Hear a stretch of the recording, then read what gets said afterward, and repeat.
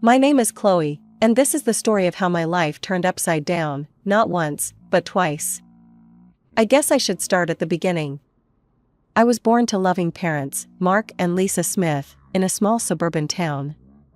Dad was a journalist, and Mom worked as a nurse. We weren't rich, but we were happy. Life was pretty normal until I turned 12. That's when everything changed. It was a rainy Tuesday evening, and my parents were driving home from a dinner party. I was at home with my grandma, watching some silly cartoon when the phone rang. I'll never forget the chill that ran down my spine when I heard my grandma's muffled sobs from the kitchen. The next few days were a blur. Mom died on impact, they told us. Dad survived, but barely. When I finally got to see him in the hospital, he was a shell of the man I knew. His legs were crushed, and the doctors said he'd never walk again. "Chloe," he croaked, reaching for my hand. "I'm so sorry, sweetie. I'm so sorry." I didn't understand why he was apologizing. It wasn't his fault some drunk driver had plowed into their car. But as I grew older, I realized he was sorry for what our lives had become, for the struggles we'd face, for the mother I'd lost, for the father he thought he could no longer be. But my dad, Mark Smith, was made of stronger stuff than he gave himself credit for. Once he was out of the hospital and settled into his wheelchair, he threw himself into his work. He'd always been a talented writer, and now he channeled all his energy into his job as an editor at the city's major newspaper. As I entered my teens, Dad made sure I had everything I needed. He encouraged me to join clubs, to make friends, to have as normal a life as possible. But the truth was, I preferred spending time with him. We'd watch old movies together, argue about books, and he'd help me with my homework. When it came time for college, Dad insisted I go away to school. "You need to spread your wings, kiddo," he said. "Don't worry about me. I'll be fine." I was hesitant, but I knew he was right. So off I went to State University, majoring in accounting. It was there that I met Jessica, who would become my best friend. And through Jessica, I met her second cousin, Michael. Michael was kind, funny, and he didn't bat an eye when I told him about my dad.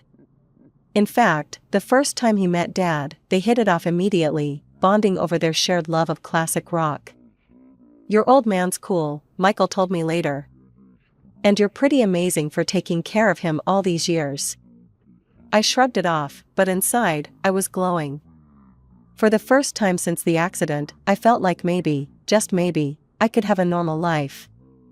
A life with love, laughter, and yes, even a family of my own someday.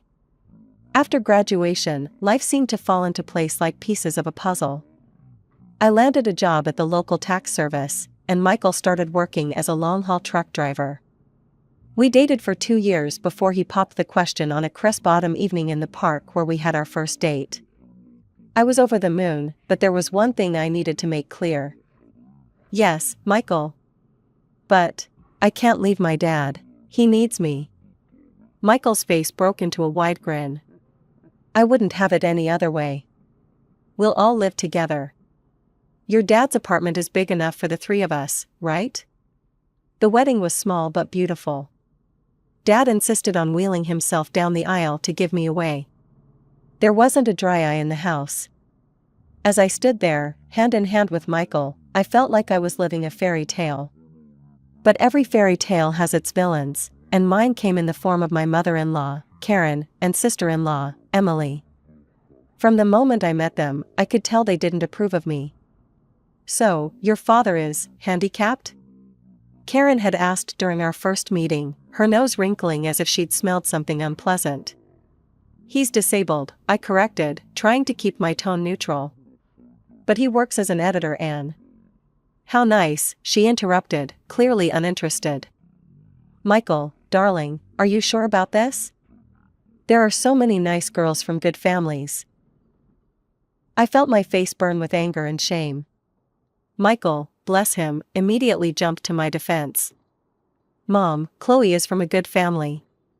Her dad's disability doesn't change that. I love her, and that's all that matters." That shut Karen up, but I could see the disapproval lingering in her eyes. Emily, taking cues from her mother, was equally cold towards me. After the wedding, true to his word, Michael moved in with Dad and me. Our life fell into a comfortable routine. I'd go to work at the tax office, Michael would be on the road for days at a time, and when he was home, we'd all have dinner together. But whenever Karen and Emily visited, the atmosphere in our home changed. They'd strut around like they owned the place, barely acknowledging Dad's presence. Once, I overheard Karen muttering to Emily, "It's a shame. Michael could have done so much better. Now he's stuck with this girl and her crippled father. What if they have children? Can you imagine the genes?"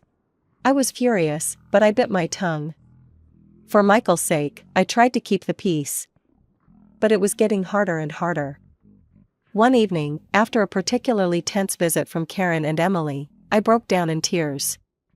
Michael found me in our bedroom, sobbing. Hey, he said, pulling me into his arms. "What's wrong?" "Your mom and sister," I hiccuped.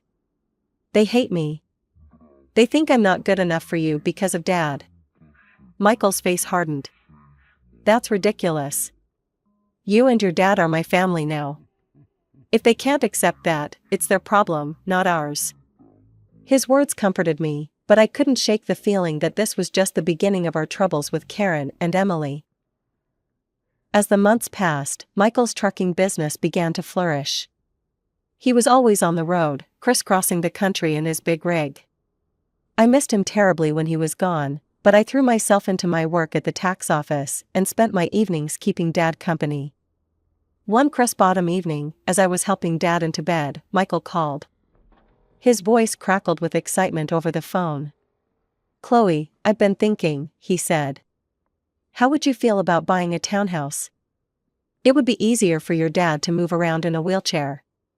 He could spend more time outside. Plus, you could have a garden. Something to keep you busy when I'm on the road." The more he talked, the more I warmed to the idea. I glanced at Dad, who was pretending not to eavesdrop. "What do you think, Dad?" I asked, putting the phone on speaker. Dad's eyes lit up. "A garden would be nice," he admitted. "And it would be easier to get outside." That settled it. Over the next few weeks, we threw ourselves into house hunting. We finally found the perfect place, a spacious townhouse with wide doorways, a roll-in shower for Dad, and a beautiful backyard. Taking out a mortgage was scary, but with Michael's income and mine, plus the rent from Dad's old apartment, we managed to make it work. We moved in on a sunny Saturday in spring, and I'll never forget the look on Dad's face as he wheeled himself out onto our new patio. "This is perfect, sweetie," he said, his eyes misty. "Thank you." We spent the next few months settling in, making the place our own. I planted a small vegetable garden, and Dad would sit outside for hours, soaking up the sun and fresh air. It was idyllic. Then came the housewarming party. We invited friends, colleagues, and yes, Karen and Emily. The party was in full swing when they arrived, fashionably late as usual. They sauntered in, eyeing everything with barely concealed envy. As we moved through the house, I could see the wheels turning in Karen's head. When we reached the master bedroom, she turned to me with a sly smile. "You know, Chloe," she said, her voice low. "This would be perfect for Michael and me. Why don't you send your father to a nursing home? Then I could move in here." I felt like I'd been slapped. "Excuse me?" "Oh, don't look so shocked," Karen continued. "Your father isn't, well, he's not a whole person anymore, is he? He doesn't need all this luxury. A nursing home would be more than enough for someone in his condition." Before I could respond, Karen marched out to the patio, where Dad was chatting with some guests. To my horror, she grabbed the handles of his wheelchair and started pushing him towards the driveway. "Karen!" I shouted, running after her. "What are you doing?" "If he won't go to a nursing home, he can stay outside," she sneered. "That's what you wanted, isn't it? For him to be outdoors?" I was shaking with rage and disbelief. Thankfully, Michael had heard the commotion and came running. His face turned red with anger when he saw what his mother was doing. "Mom," he bellowed. What the hell are you doing? Let go of Mark's chair right now.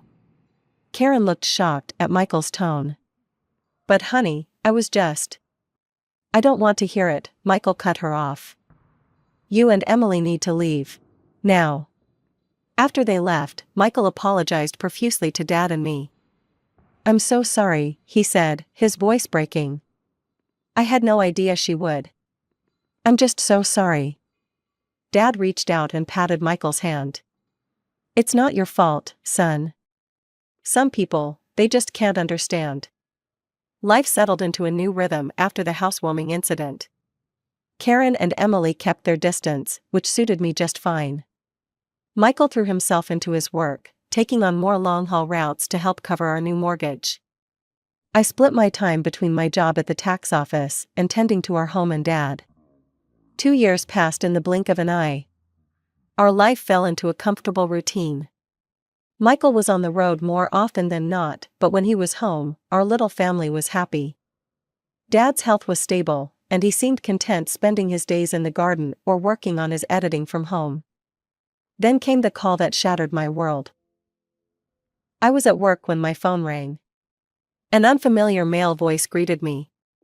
Mrs. Thompson? This is Officer Rodriguez from the Highway Patrol. My heart dropped into my stomach. Yes? I managed to squeak out. I'm sorry to inform you that your husband, Michael Thompson, has been in a serious accident. The rest of the conversation was a blur. Words like head-on collision and didn't make it floated around me, but I couldn't process them. It wasn't until I heard myself thanking the officer and hanging up that reality began to sink in. Michael was gone. The next week was a haze of grief and disbelief. I moved through the motions of planning the funeral like a robot, barely able to comprehend what was happening. The day before the funeral, I steeled myself and called Karen. I thought she deserved to hear about her son's death from me, not from some impersonal newspaper obituary. Hello? Karen's sharp voice answered. Karen, it's Chloe, I said, my voice trembling. It's about Michael. He's gone. There was an accident. There was silence on the other end of the line. Then, to my shock, Karen's voice came back, dripping with venom. This is your fault, she hissed. You forced him to work so hard, driving that truck to pay for your fancy house. You killed my son. I was stunned. Karen, that's not. Save it, she snapped. I expect you to give him the best funeral money can buy. But don't expect a penny from us. You made your bed, now lie in it. The line went dead. I stood there, phone in hand, tears streaming down my face. How could she be so cruel? How could she blame me for this? The day of Michael's funeral dawned gray and drizzly, matching my mood perfectly. The church was packed. Michael had been well liked in the community, and it seemed like half the town had turned out to pay their respects. After the service, as people filed past to offer their condolences, I was struck by the absence of Michael's mother and sister. They hadn't even bothered to show up to their own son and brother's funeral. Dad reached out and squeezed my hand. Their loss, sweetie. We're family, and we'll get through this together. As we pulled into our driveway, something seemed off. The lights were on in the house, which was strange, because I was sure I'd turned everything off before we left. Did you leave any lights on, Dad? I asked, frowning. He shook his head. No, I don't think so. As we got closer, I could see movement inside the house. My heart started racing. Were we being robbed? On the day of Michael's funeral, no less? I helped Dad out of the car and into his wheelchair, my mind racing. Should I call the police? But as we approached the front door, I heard familiar voices inside. My blood ran cold as I recognized them. I pushed open the door to find Karen and Emily in our living room, surrounded by boxes and pieces of furniture. What the hell is going on here? I demanded, my grief momentarily forgotten in the face of this outrageous intrusion. Karen turned to me, her face a mask of false sympathy. Oh, Chloe, dear. We're just helping you pack up. After all, you can't possibly afford to keep this place now that Michael's gone. I was speechless. Emily chimed in, her voice sickeningly sweet. Don't worry, you can go back to your father's apartment. It's cozy. I could feel the rage building inside me. Get out, I said, my voice low and dangerous. Get out of my house right now. Karen had the audacity to look offended. This house belongs to us now. All of Michael's property does. We're his real family, after all. Like hell you are, I exploded. Where were you today? At his funeral? Oh, that's right, you couldn't be bothered to show up. Karen waved her hand dismissively. We were busy making arrangements. Now, be a good girl and start packing. We'll need you out by tomorrow. I couldn't believe what I was hearing. These women hadn't shed a tear for Michael, hadn't even attended his funeral, and now they were trying to kick us out of our home? I'm calling the police, I said, pulling out my phone. Karen and Emily exchanged worried glances. They clearly hadn't expected me to fight back. Now, Chloe, Karen began, but I cut her off. No. You have exactly 5 minutes to get out of my house before I call the cops. This is my home. Michael and I bought it together. You have no right to be here. Maybe it was the steel in my voice, or the fire in my eyes, but Karen and Emily finally seemed to realize they'd gone too far. They gathered their things and left, but not before Karen turned to me with a sneer. This isn't over, Chloe. You'll be hearing from our lawyers. The days following Michael's funeral were a blur of grief, anxiety, and paperwork. I threw myself into sorting out Michael's affairs, partly to keep busy and partly out of fear that Karen and Emily would try to swoop in and take what wasn't theirs. A week after the funeral, I received a call from a local law firm. My heart raced as I answered, fearing it was Karen making good on her threat of legal action. Mrs. Thompson, a crisp, professional voice asked. This is James Anderson from Anderson and Partners. I'm calling regarding your late husband's will. I felt a glimmer of hope. His will? I didn't know he had one. Yes, ma'am. Mr. Thompson came to see us about 6 months ago. He asked that we contact you in the event of his passing. I scheduled an appointment for the next day, my mind reeling. Why hadn't Michael told me about this? What did it mean? The next morning, I wheeled Dad into Mr. Anderson's office. The lawyer greeted us warmly, his kind eyes crinkling at the corners. Mrs. Thompson, Mr. Smith, thank you for coming in, he said, gesturing for us to settle near his desk. I'm sorry for your loss. Mr. Anderson opened a file on his desk. Now, as I mentioned on the phone, your husband came to see us to draft his will. He was very clear about his wishes. I held my breath as Mr. Anderson began to read. I, Michael Thompson, being of sound mind, do hereby bequeath all my worldly possessions to my beloved wife, Chloe Thompson. I gasped. Dad's grip on my hand tightened. Mr. Anderson continued, this includes our home, my truck, and all our savings. It is my wish that Chloe use these resources to care for herself and her father, Mark Smith, whom I have come to love as my own. Tears were streaming down my face now. Even from beyond the grave, Michael was taking care of us. There's more, Mr. Anderson said gently. Mr. Thompson left a letter for you. He handed me an envelope. With shaking hands, I opened it and began to read. My dearest Chloe. If you're reading this, it means I'm gone. I'm so sorry for leaving you and Mark. Please know that you two were the best thing that ever happened to me. I made this will because I know how my mother and sister can be. I didn't want to worry you, but I needed to make sure you and Mark were protected if anything happened to me.